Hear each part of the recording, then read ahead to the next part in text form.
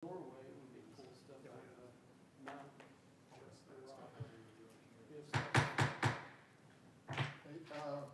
Welcome, semi-partially City Council. Do you want to say who's here for our work session?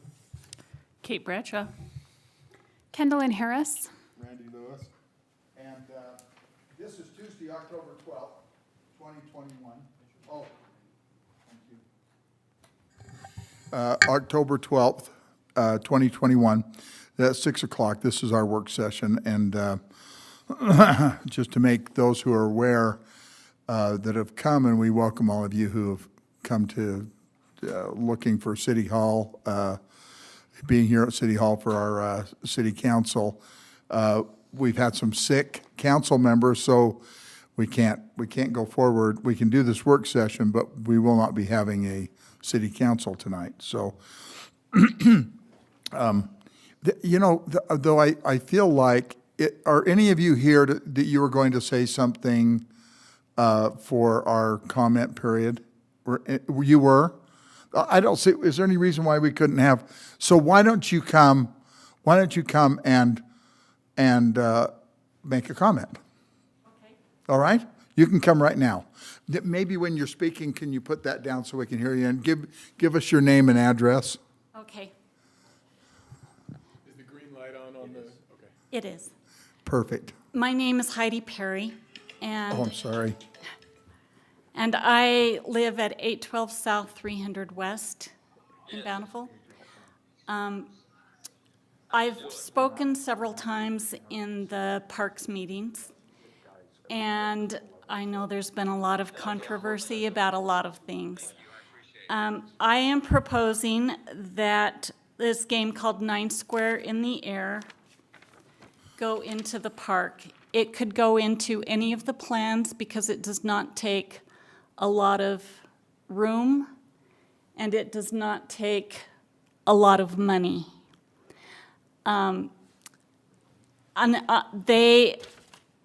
If you look them up online, I will hand it to you. If you look it up online, you can see that most of them are built out of PVC pipe. And people can buy them personally for several $100s out of PVC. And I am proposing that you put in one or more of them into the park. It takes 18 feet square. It's a square, so it's 18 by 18. And maybe make a couple of different heights. I would do one 7 feet high. I would do one maybe 5 feet high. So a variety of people of shorter or taller sizes could play it. I was the little kid in school that hated PE. I hated all of those games that you had to play. I was the one who was always the last one picked because I didn't know any of the sports rules. I was lanky and uncoordinated. And at almost age 60, I was introduced to this game and I love it. I love it enough that I went around looking, trying to pick up signatures of people who might enjoy it. It's not well known. There are a few people who are aware of it or who have played it. I had a neighbor that introduced it to the neighborhood, and it does not require a special surface to put it on. The picture shows it on grass, but if I were putting a permanent structure, using it for a permanent structure, I would not put it on grass because it would be miserable to mow around. But it could be on dirt, it could be in sand, it could be on pebbles. So that makes it easy.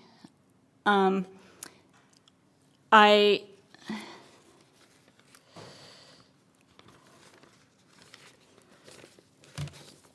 have collected almost 4 sheets of names of people who would like to have that at the park.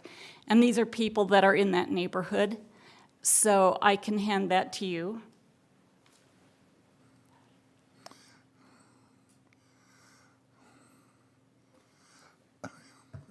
As I talked to Kate last week, she says, well, you're the only person who was interested in it. And I thought, what? And I tried to call the person that introduced it to me, and she says, well, I already own one. I don't care to do anything for you. And I was like, okay. So I went door to door talking to people about the game. And one gentleman who I got the signature of says that he works in Ogden at a place that has one next door to where he works, and they regularly go out and play it at his workplace. Nice. It can be played by little kids, it can be played by teenagers, it can be played by grown people, and it's just a lot of fun to play. And I am recommending that you put that into Washington Park, at least one, maybe more of them, because it can include anybody. It does not have points. It does not require a starting time and an ending time. It is played by a person in the middle volleys the ball to any of the surrounding squares. And if the ball comes to your square, you either hit it to somebody, you volley it to somebody else, or if it lands in your square, you go out to start over in the square, in the outer square. And so there's no matter of teams and someone being left out. Anybody can play that shows up at any time. And I think it's a blast. I've had total knee replacements, and I still think it's a blast. Enough that I went door to door trying to get signatures. So that is my proposition, and Thank you. and thank you for Hey, your time. I'm glad that you came and you didn't have to go away without telling us about it. So Thank you. So we're glad. Is there anyone else that has a moment that they need to say something? If not, we'll proceed with our work session. But thank you for being here, and we're glad we could hear from you. Thank you. Okay, so Mr. Johnson, you're up, and this is our work session by Alan Johnson, our power director. Well, great, Mayor and Council, it's great to be here tonight, and like I say, we've been here before, so I know some of it will be, you've heard before and some of you haven't, but I thought I'd take a minute and sort of take a real quick blimp across where our resources, some of the things that we've got coming ahead of us, and then get back into more of the solar one here. So basically just a reminder, our whole thing is to operate a safe, reliable system. We're obligated to supply power to our customers regardless of the time, the weather. And what we really do is our funds, everything we get is just a reminder. We just basically collect all the funds, pay for operations, and then pay the bills. One of the things, just a reminder, as we go through here, we're required to balance our load every single hour. So for 24 hours every day, we have to balance our load on that hour. So it's not a pool, we have to do it on an hourly basis. And like I say, we got fixed and variable costs of power and day-to-day operations and capital improvements.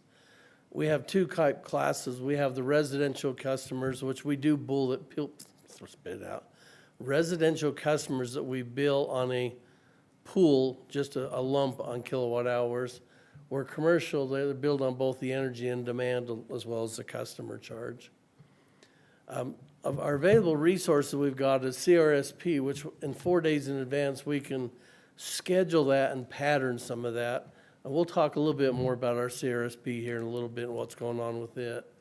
We have our San Juan plant, which is we've had, but as a reminder, it's going away in June, which is just next summer. We have our hydro plants, both Echo and Pineview, which are hydroelectric, which unfortunately rain and snow is going to power them. We have our IPP power, which is currently coal, which is going to be converted to natural gas out in Delta that we've got, that we can get power back with an 18-month notice. And of course, then we have purchase power that we go out on a long-term market. Again, Echo's shutting down in June, but we're looking at an Enchant project, which is actually the San Juan Echo's not shutting down excuse me, I I apologize. just wanted to, No, I apologize. San Juan Yeah. is shutting down in June. thanks. But the Enchant project is a company that wants to take that project and continue burning coal for a couple of years. And they've got a grant and they're gonna go put carbon capture and they want to continue with the contract. But that won't happen until 2025. But they're talking about potentially burning coal starting in July. So we may still be able to get power from that project. The contract, they're trying to get it down. They thought they may have some next week at the UAMPS meetings on that. The Muddy Creek update is one we're working with through UAMPS, which would be a heat recovery off the Kern River pipeline. And this one would be considered a green resource. Again, we talked about the IPP, which is scheduled to be converted to natural gas, which it should be online by 2025. And they're looking at having availability to run on the unit on 30% hydrogen. And there's a green hydrogen and a normal hydrogen. And what they're looking is to go to green hydrogen, which so what they're looking to do is take excess solar or green power in the shoulder months when they don't need it, run it through a economizer and basically split water into oxygen and hydrogen and store it in the caverns in there, and then be able to use it, I'll call it in the summer and winter months when the more peak times come when they need power. So that's kind of an exciting one. We're also working with Fervo Geothermal, which is a unit down in southern Utah, which could be available as early as summer of 2025. And again, this would be a green resource. Some of the ones that we're working on here. But our CRSP, here's one of the ones that's got me a little concerned, and it's because we've had the ongoing drought, and we've seen the Colorado River and Lake Mead, where their reservoir levels are so low. They've come back and give us notice that they're gonna do one of two things. One is they're going to increase it, and remember, we get 40% of our power from the Colorado River. This 40% power, they're talking about having a 45% increase of power rates. Which you translate that out, that comes to be about $2 million a year is what that would be for us. And the other is to not supply the power and have a more modest increase. So they're talking about taking, out of our 40% of our resources, taking probably 60% of it away from us.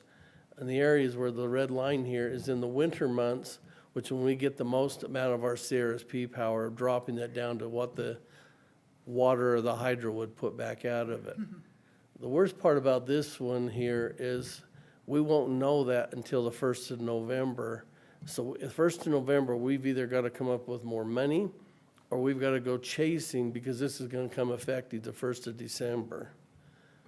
You know, some of the things that we'll be looking at here is just buy it from the market. And like I say, the power market this summer and through the winter has not been favorable at all. In fact, power today, for power that we are selling at 10 cents, we're paying 12 cents on the market for it to buy this afternoon. So, Alan, could you just share briefly, in the summer at peak times, what we were having to buy power for off the market? yeah, we've paid as much as 45 cents or $450 a megawatt for power. So we're paying 45 cents for it to turn around and sell it for the 10 cents. So and I've got a few more slides, and I'll go back into that a little bit more detail when we talk about the scheduling and the time of day to do it. But power has not been good. So far through July and August, we're about $600,000 over our power budget already. And like I say, as we've toned down into September and even into October, as our CRSP allotment has come up, we rely less on natural gas and the things, so we're running closer to budget, but we're running right now about 600,000 over. But again, coming back in the winter, we can purchase gas and run our power plant. However, the price of gas in the winter, because that is when the heating load and everything, natural gas is more expensive in the winter, is not going to be inexpensive. It'll be far more than what we've got budgeted to pay for CRSP.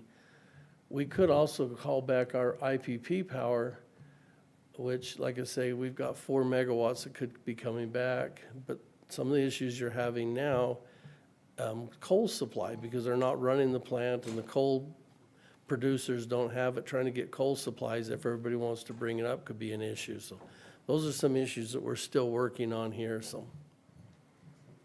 And just a reminder, yes, So Alan, did you say that we get 40% of our power from the Colorado River, where it Yeah, goes along?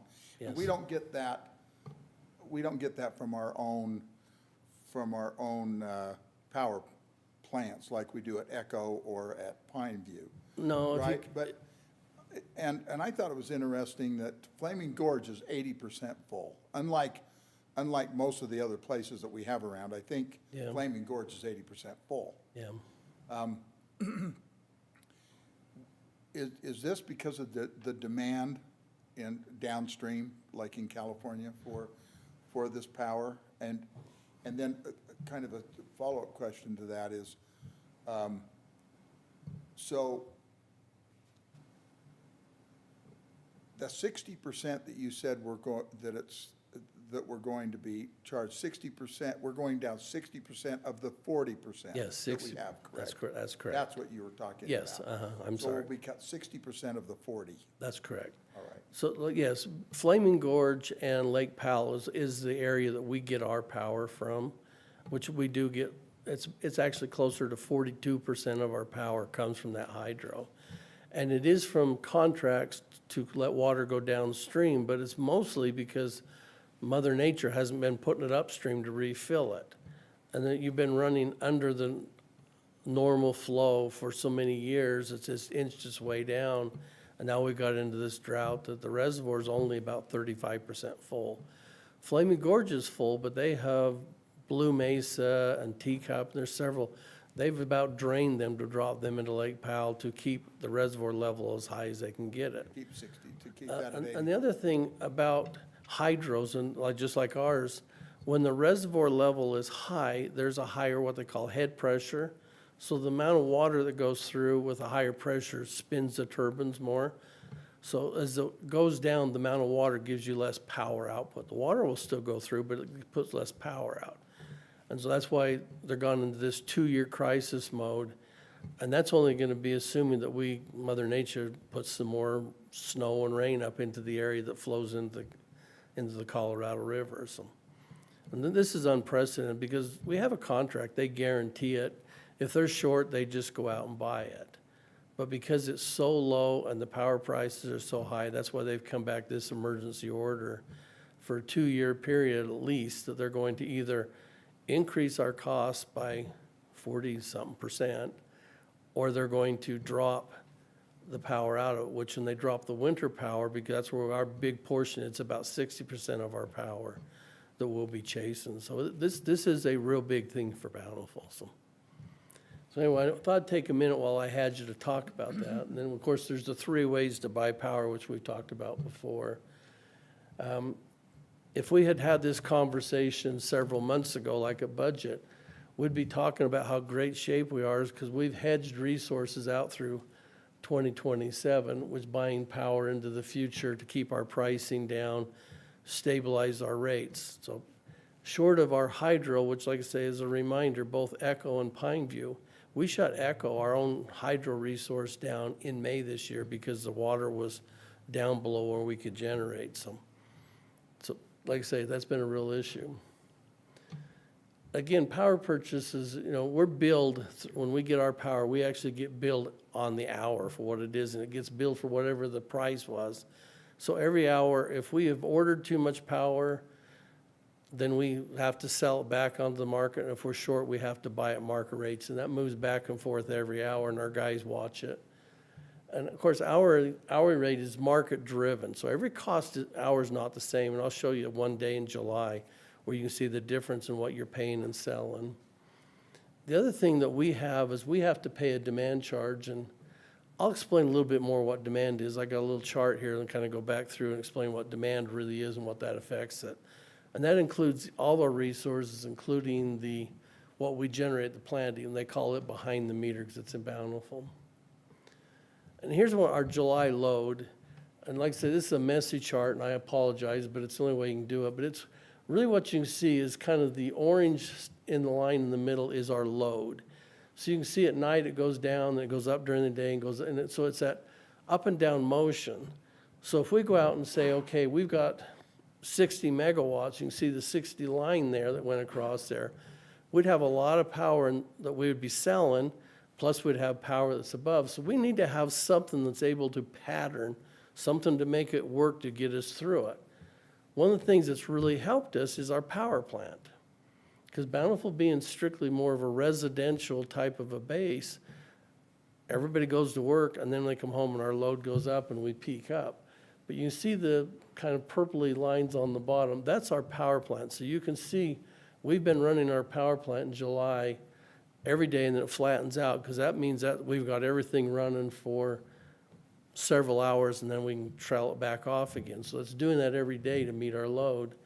And of course, you can see the top line is just the temperature. So that's kind of a July pattern day, which obviously is higher than it is like now, where we're only running about 42 megawatts, which is also brings up, we have to have resources more in the summer than we do the shoulder months, like September and October, that's lower. And then we get in December and January, it goes higher. So prices of power go down in the shoulder months, and they go up higher in December and January, and July and August is the four highest, and then you got the lower ones in between. Here's kind of an idea where we were talking about, if you look at this chart, again, is messy, and I apologize, but if you look at the green line, we had to buy up to 35 megawatts the first part of July off the market. And part of that came because, number one, our Echo Hydro plant was shut down in May. Our San Juan plant had a tube leak, and it was down almost the first 2 weeks in July. So you can see how high the green line was there. The brown line floating around behind it is what we were paying for power for the month of July. And you can see just right out the gate, we were paying 10 cents a kilowatt hour most of the month, and it got as high as 45 cents right there towards the end. So you can kind of see the brown back behind it. That's what we were paying for that green line off of the market in July. Again, if you look at this, is just taking a snapshot of one day. What you're going to find is that even though we buy blocks of power in the morning, our power's not worth as much in the morning. I always call it throwing the power off the truck in the morning, because that nobody wants it. It's not very expensive. And then you come back in the afternoon when everybody comes home, the air conditioners, the heat of the day, we end up buying the top part. If you get your solar, I mean, that's kind of just a rough solar pattern, and that's way exaggerated, but just to kind of see where it runs. So we end up with this area on the blue circle that we're chasing, and everybody has to chase that. I mean, I don't care who you are, every customer is chasing that. And then we come back, this is what we would have paid for I just chose a day in July. And you look right through here, and this is the market hour, and you can see on hour ending 17 on this day, we were paying 20 cents a kilowatt hour for power. And on this day, so basically we were doing it. But if you look up to the top of the circle, you can see it's a 30. So that's telling you at 4 or 5 o'clock in the morning, we were paying 3 cents. You come back down around 10, 11, you're paying 4 cents for it. So that's what the market rate is for power. And you see how it goes along, and then you get up in the evening when everybody's chasing it, power rates go. And this is a fairly typical, I mean, we could do this day after day, but I only have an hour, and you guys don't like to listen to me that long, so. And I come back, and here's another August chart to kind of give you that same thing, where you can see where the line comes along with the patterned into here. But the little black line that goes up across the top was actually looking at what we were paying for power on that day. So basically, you can see in the middle of the night, it was down low, and then it kind of stepped up, and then it took a real big step that later part of the day. So I just kind of want to point out that you look at the evening time as in the summer, and if you come back through the rest of the year, I mean, we have the same problem. In the winter, we have a double peak. But But we'll go back and talk about what solar is. That's what I was really here, but I wanted to give you a quick resource blip while I had your attention. So the city's looking at buying, or has signed contracts for 2 utility-grade solar, and these are all approved, they're being done. The Red Mesa solar project, which is down towards Four Corners area, it's 5,800 kilowatt hours, a 25-year project, which will come online this coming June. It starts out at 2.3 cents. It does have a 2% escalator over that 25 years, so it's got an average cost of 2.9 cents, or just under 3 cents is the average cost for that project. And like I say, that's a 25-year project. We've also signed contracts for the Still Solar, which will come online December of next year for another 6.4 megawatts. So basically, of that 1,200 megawatts there, if you was to look at it on homes, it would be roughly like having 1,200 homes in Bountiful with a solar panel on it. If we come back and say, okay, but there's delivery to get it here, which is a fact. We have to pay transmission and delivery charges. We have to pay losses to get it here. So the average cost for this project for the next 25 years for solar is going to be 3.87 cents at the current transmission rate. The project stays the same, but transmission, like anything else, could change. But currently, we're just under 4 cents a kilowatt hour for solar power purchase, which in our minds sort of sets what the value of excess or solar power should be in the state. Demand is always one of those tough ones to explain. So what is demand? You know, commercial, we have to pay it on our system. But I come up with an analogy that I thought seemed to be the best is, I've got a driveway, and I'm gonna be bringing a big dump truck, and I'm gonna dump a load of dirt in my driveway. If I've got 5 hours, I can get me a little garden tractor and I can move this load out of the way and it's no problem. But if I dump it in the driveway and it's a big load and I have to hurry and get it away in 15 minutes, then I've got a big loader so I can get it out of the way. Well, in order to have that big loader, I have to have a bigger tractor. In our case, we have to have a bigger generator, we have to have bigger transmission lines, bigger wire, everything associated with it. So when you start talking what demand is, when we start talking on customers, what kind of demand they're putting on the system, it's what they're drawing on the system at that point. And I kind of use the analogy of, if a little tractor, we can do the work and still have the same amount of energy. But if I have to do it in a hurry and get a bigger tractor, everything's just more expensive. I have a couple examples of solar customers. I just took a year and went through it, and I randomly looked through, like I say, the couple hundred we had, and just found one that was high and one that was low. But you look on here and you can see where this customer here is producing. If you see on January, they produced 414 kilowatt hours. Of that, we bought 36% of that power back. If you follow down in April, we bought 69%. If you follow it down to the very bottom subtotals, we bought 60% of power from this customer with a maximum of 72% of the power that their solar panels generated. But they also, if you look on here, when you look at demand, they had a peak demand of 29 kW, which is, for a home's a pretty decent sized demand. So even though they're generating power, on this case, they're coming along, they're only using roughly 26% of their power, but they're still putting a 30 kW demand. So the rest of this power, we are having to take this power, could happen the time we don't need it. It can happen if you look in May, April and May when we're buying 60, 70%, and they actually get a credit onto their bill, and we turn around and have to supply that power back in the summer months or the winter months. So this, when they're generating credits, is basically in the shoulder months, and we're buying it back later. Another example, and this is just another smaller one, but you can say, if you look down here, you can see we actually bought 71% of the power from this customer, but they only put a 10 kW demand. So it's a much smaller customer, but they're also using very much less of their own power. And again, we could go through 200 examples, but this was just kind of a general idea. As a general rule, the city right now is buying 50-something% of the solar power as an average clear across the whole system.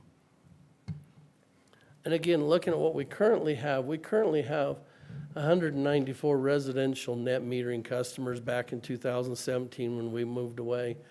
We have 6 commercial net metering customers. We have 42 feed-in tariff customers, and I'll go back in to explain that a little bit more.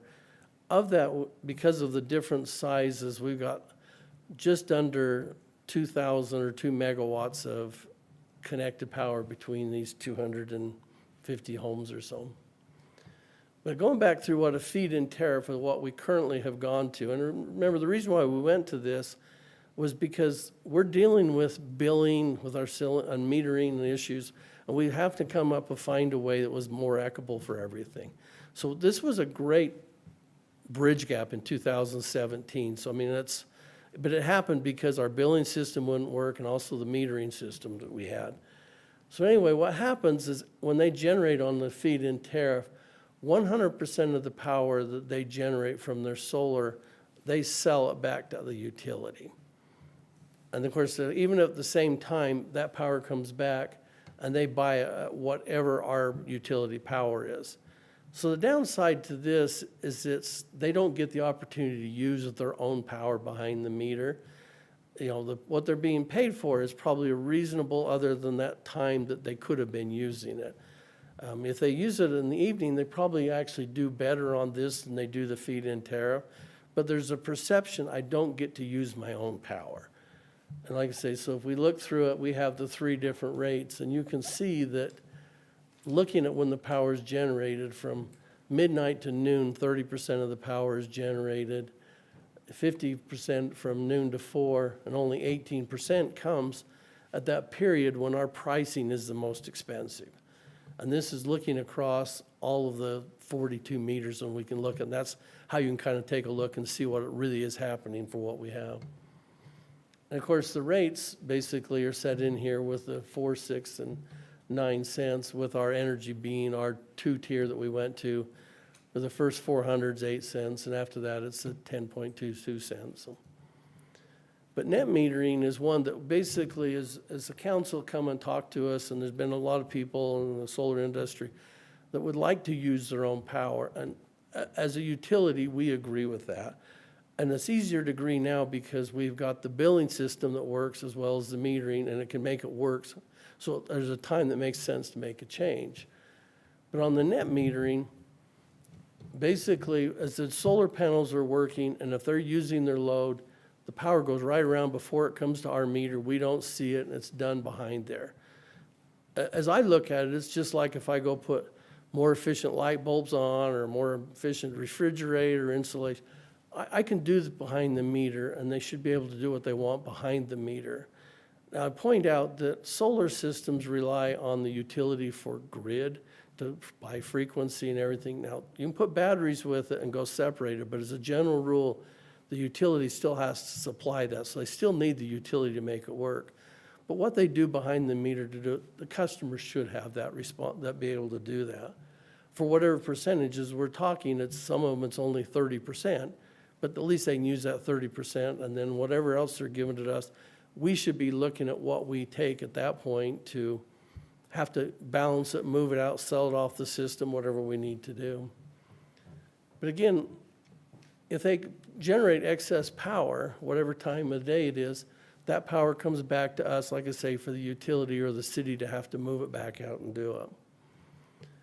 And then basically, if they need power back, what we've got is they come back and they then buy the power at the regular retail rate. So, but at this point, you're not buying anything only above and beyond what they're generating. So, you know, I could still have the little circle here that you could still be generating and using if the solar panels work, and if not, it's coming back. We're not losing money. Well, it depends on where you set your We did. pricing. Yeah, We did, yeah, to the tune of 100,000. yeah. It's really on what you pay for this price right here is the big thing here, as we've wrangled with here the most. So, and again, kind of just talking again of where you're taking the total generation, and we buy their excess and they buy the excess from us. And again, the current rates that we've got, and you see we're They buy it at a regular retail rate, and like I say, the surplus generation is currently at 8 cents.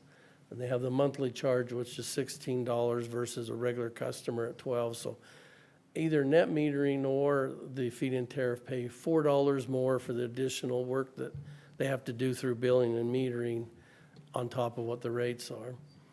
And again, when we did this in 2017, we grandfathered this rate, but didn't put any more people back onto it. And then everybody went to the feed-in tariff. So no one is on this plan? No, there's still 194 that are on this one. And was there a date, an end date? Yeah, it was in 2017. Okay. But what we're looking now is to start a third tier, which would still be a feed-in tariff, or no, excuse me, not feed-in tariff, excuse me, That metering? the net metering. So basically what, in a nutshell, and I'll put it back in writing, what we're going through with the Power Commission staff, what would be recommending for you guys to mill around, and again, we're not looking for an approval or anything tonight, was to go to a modified net metering that would come back in here, which would allow the customer to use all of their own power that they've got generated. Should they be generating more than they're using for this excess power, we're proposing that we pay them 5 cents. And again, if you realize we're just under 4 cents for what we can buy it on the utility, so this is still giving them a little bit more of an incentive than what we can actually go out and buy it for, but this is for our customers to give them 5 cents for that excess power that they would be selling to us. So anything they're not using inside and they sell it back to us would be, we'd be paying them 5 cents. And of course, the power that they use when they're, whether they're generating, but anything excess above that they're buying from us would just be paid at the regular standard rates that we've got set up. The reason why we wanted to do that is, even though when we proposed all these rates, we've been very clear with people that the rates can change and the philosophy can change, but people set up and buy systems. So what we're proposing is to not touch the original net metering customers or the original feed-in tariff customers that are currently there now. But what we'd do is we'd give them an opportunity, if the net metering customers wanted to go back to this feed-in tariff, what the city would do is they would have to get their electrician to make the change. But as far as the power department for metering and our labor to help, we would be no charge. The engineering department has agreed to do the inspections and all the stuff they need to do at no charge. So there'd be no charge for anything. The city would just, for the customer to have to remove his wiring to make it work, and we would handle the rest of the expense for those 42 feed-in customers, should they want to make the change. And that would be their choice. If not, they could stay there. But does that mean eventually we'd have everybody doing the same thing instead of having, Well, we could end up having to, we could have two? yeah. And so what we come back is to give these original customers back in 2017 a period of time that we come back and set a time that 2030, we would bring the two of them together. So when we did our budget in July of 2030, that we would bring all the net metering together at that point. So we basically would currently have a net metering that's been there since 2017 with a rate. And of course, the rates could change as far as going through the regular rate process. And then we would have the feed-in tariff, that rate would stay the same, or we could change it, through the city council. And then at the end of it in 2030, would bring the two net metering together. And that would give the opportunity for anybody who's bought into these systems, because they're expensive. I mean, you're talking like $30,000 to put one of these on their roof. And a lot of the people, as you've talked to, even though we didn't sign a contract with them for rates, feel like, well, this was the rate and I've set my plans to pay for it. And this gave them an opportunity to get through the contracts they've signed without and hurting those handful of people that have been there. You know, as you go through the Power Commission, they're concerned that in some ways they feel like we are subsidizing them, but we also understand they've been there, they sort of had that perception. The new people coming in will be making their decision on the current new rate, and then they won't have a problem. And then, like I say, and the two of them would come together over a period of time. I have a question for you, Alan. Uh-huh. Did the Power Commission consider for the new modified net metering program setting prices based on times of the day where we want to encourage generation? Because we had those 3 bands under the original net metering program that was, in theory, trying to incentivize panels that would face would capture power later in the afternoon. With this plan, my understanding, there's just one flat price. And we did that, technology-wise, you'd have to buy another meter, and you'd have to buy another meter that had 3 more elements in it, which means when you read that meter, instead of reading 4 elements, you'd have to read 7. And it's just a matter of increasing the metering cost and the administrative costs through the software to get this many more elements to bring the billing back together. I believe as we start talking into the future with a new metering system where you'd have time of day and all demand and all these things that the industry's going to, that would probably be one of the next phases that we would go to. And technology-wise, you could do it. It would just bog our billing system so bad to have to read that many elements per every meter. So at this point, the answer is just the ROI from a staff and technology perspective isn't worth it. So then my next question is, so your bullet before the blank bullet says that all the rates will be subject to normal rate adjustments as needed. Yeah. So would that mean that a solar resident with solar panels in 2022 might then expect a different rate in 2023, and then again a different reimbursement rate in Yeah. 2024? Yeah, So it could go up or down. that's How- correct. Yeah. Would that be set by the Power Commission or recommended by the Power Commission and then improved in our city fees? Or, you know, where would the solar customers be able to feel like they were aware of that process every year? Absolutely, and that's what say, rather than make the change now, we thought we'd just leave it alone to grandfather. But how all of our rates are set, as we have a fairly strong Power Commission that we run everything through, so whether it be rates and, you know, purchases and everything goes through. So it would come with a recommendation from the Power Commission to the City Council. Our typical process for doing rates is when we have our joint Power Commission, City Power Committee that gets together at budget time. That's typically when we talk about any rate changes. And then that gets brought back up into the city, which goes along with the public hearing that goes along every year into the budget. So that's what typically was, I mean, it could happen at other times through the year, but our intent is to do what we have done for years, is to run it through the regular budget process when it comes out through the public hearing, so. And then sorry, I've got a couple. The next question I had is, in terms of other municipal power cities or Rocky Mountain Power, have they moved to this adjusting the rate for the residential solar customers every year, or would this be a unique element? No, even Pacific Corp, if you was to pull out here, they've got 3 rates where, like I say, their rate 135, which expires in 2035, they're paying 8 cents. And then the one, 136 was 9.2, and the current one they have is 5.6. So again, they don't necessarily do it every year, but even Pacific Corp changes it. So I'd say all cities, Pacific Corp, everybody, the rate is subject to changes as you go through it.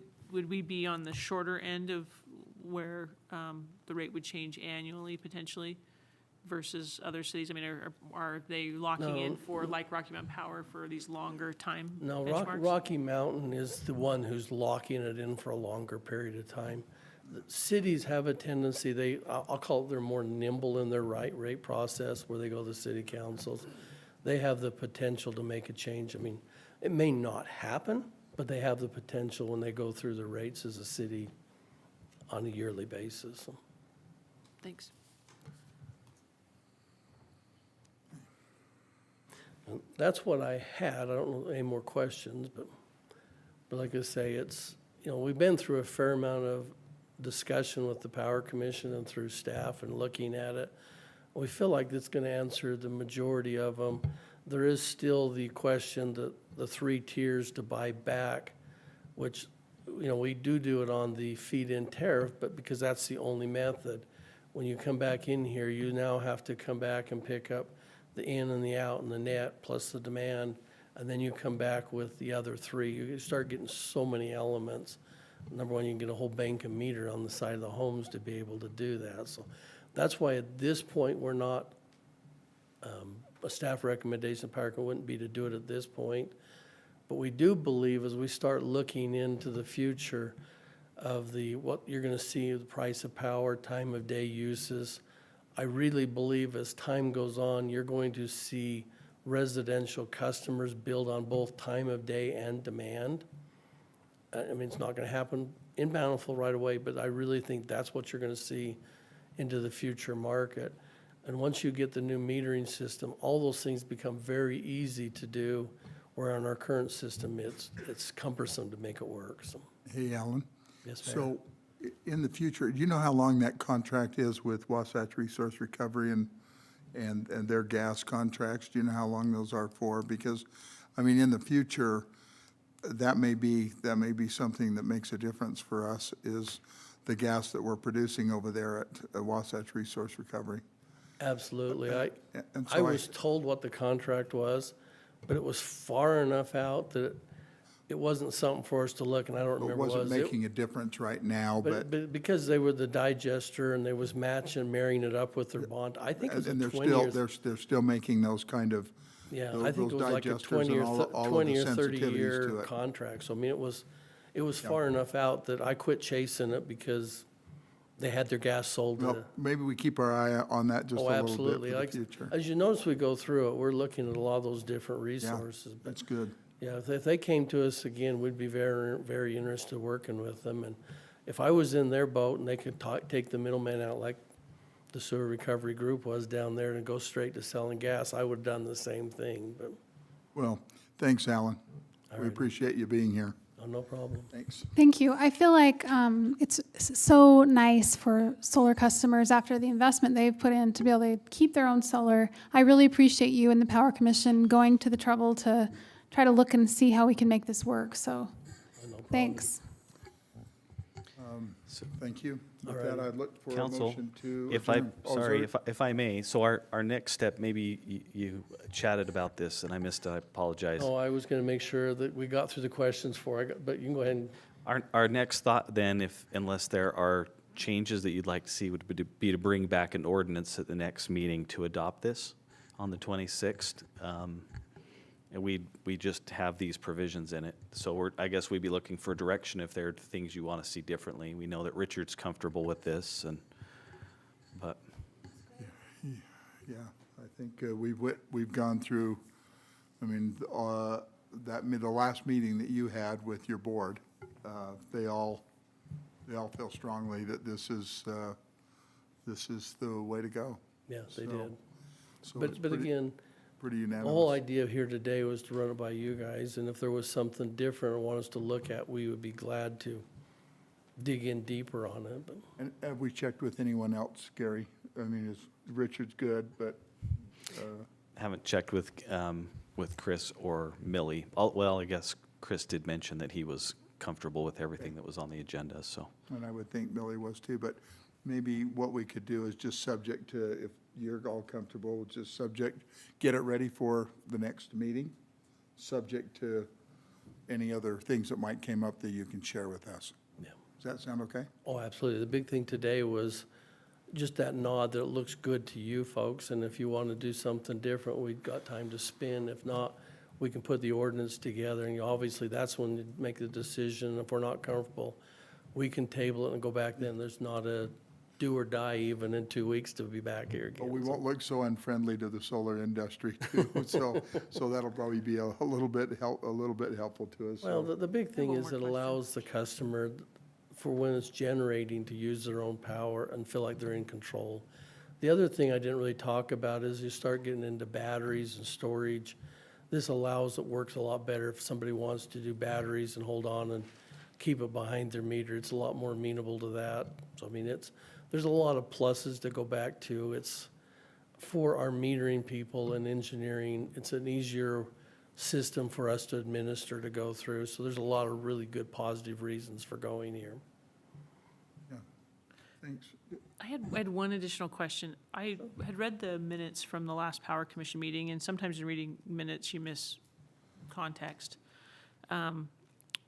There was a note in there that I wanted to ask you about where it seemed like there was more wear on transformers of power going back and forth with solar customers. Did I understand that correctly? And No. maybe I didn't. Well, it is. It's the same where whichever direction you go. There's been some people that say we should not have a limit on the size of a solar, and that if I want to just fill my whole yard full of solar and push it back out, it shouldn't matter because somebody needs the power. And what we're coming back is that demand that we're talking about. When you're going backwards, you've got the potential for that same 10 kW to go backwards.